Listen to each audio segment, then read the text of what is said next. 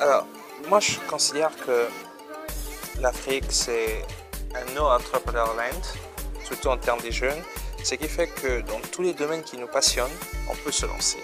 Et il n'y a pas un b.a.-ba, il n'y a pas un how to do, c'est Pourquoi juste la jeunesse doit se lancer. entreprendre?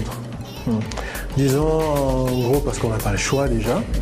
Disons, nous sommes d'un pays où tout est à faire, ça on le sait.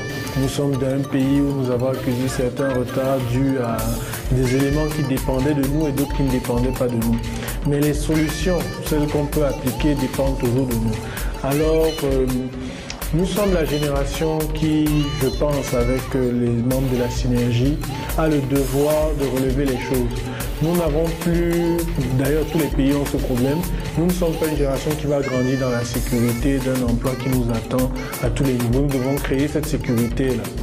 Donc c'est notre devoir d'entreprendre afin de générer les richesses. Passionnant. Parce qu'un entrepreneur, ce n'est pas quelqu'un qui suit les lignes déjà tracées. Un entrepreneur, c'est quelqu'un qui crée ses lignes. Et dans ces difficultés qu'on rencontre en Afrique, c'est là où les vrais entrepreneurs s'affirment. En fait, l'avantage aussi d'avoir quand même été un peu produit du pays, c'est que vous connaissez les réalités du terrain dès le départ.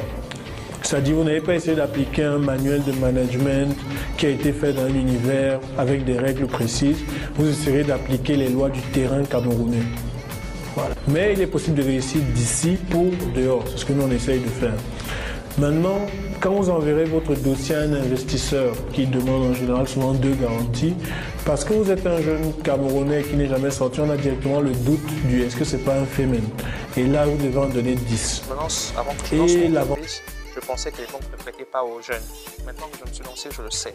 Mais le truc, c'est que ce n'est pas une fin en soi. Au contraire, c'est là où il y a une difficulté qu'on doit créer. C'est là où il doit y avoir de l'innovation. En fait, en Afrique aujourd'hui, les entreprises qui réussiront sont les entreprises les plus innovantes. L'innovation, ce n'est pas juste de créer ou de faire des brevets. L'innovation, c'est de savoir comment contourner les problèmes que nous avons pour créer ce que nous voulons faire. Et donc, le financement, c'est un grand problème. Mais le financement, ce n'est pas une fin en soi. Au contraire. Quand on est entrepreneur, je répète, c'est quand il y a un problème. Voilà, mais comment est-ce qu'on y fait face? Le sacrifice, forcément. C'est-à-dire vous allez bosser 2 ans sans salaire, à bosser peut-être 10-15 heures par jour. Vous allez aussi devoir être, si vous êtes le chef d'entreprise, et ça, mais c'est universel, que vous soyez plus produit ou pas, mettez-vous dans l'esprit qu'être un manager en Afrique, c'est 4 fois plus difficile qu'être un manager n'importe où ailleurs. Parce que vous devrez être à la fois le manager tel que vous le connaissez dans les manuels et aussi l'homme qui réenseigne presque un peu à ses collaborateurs beaucoup de notions de compétences. Et c'est un challenge à la fois de management et de leadership réel. Là où d'autres pays peuvent souvent se permettre d'avoir la séparation des deux.